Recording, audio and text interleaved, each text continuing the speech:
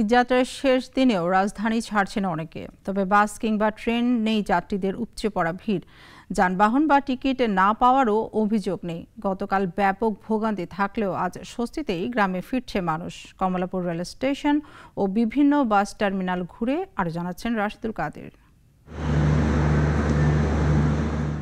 গতকালও ঈদযাত্রায় ভোগান্তি পোহাতে হয়েছে ঘরমুখো মানুষকে, তবে আজ শেষ মুহূর্তের ঈদযাত্রায় ভিন্ন চিত্র। সড়ক বা রেলপথে নেই যাত্রীর চাপ, স্বস্তিতে বাড়ি ফিরছে মানুষ।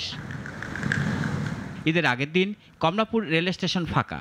যাত্রীরা বলছেন টিকিট কাটা থেকে শুরু করে সব মিলিয়ে স্বস্তিতেই যেতে পারছেন তারা। ঈদে বাড়ি যাচ্ছি, সবার সাথে ঈদ করবো, ভালো লাগছে। কোনো ঝামেলা নেই, আমরা নিরাপদে বাড়ি যেতে পারবো ইনশাল্লাহ। কোনো সমস্যা হয় নাই তো। কমলাপুরে তো সুন্দর, নিরিবিলি ভাবে সবাই লাইনে দাঁড়াইছে। বিগত 2-3 দিন তো অনেক জ্যাম ছিল, কিন্তু জ্যামে আসলে যাইতে চাই নাই, সেই জন্য।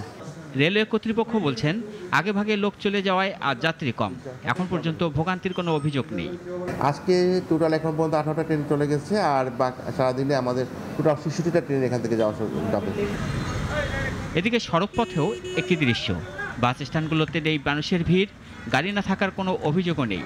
টিকিটও পেয়েছেন সবাই। কাউন্টার তো ফ্রি, কোনো লোক নাই, এই জন্য গাড়িও ছাড়তে দেরি করেই ধরবে। আমাদের গাড়ি আছে কিন্তু পর্যাপ্ত যাত্রী নেই।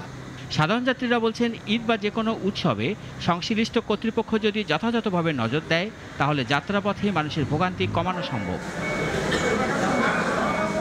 রাশিদুল কাদের, নাগরিক, ঢাকা। একমাত্র ওয়ালটন এসি দিচ্ছে 1 বছরের রিপ্লেসমেন্ট গ্যারান্টি।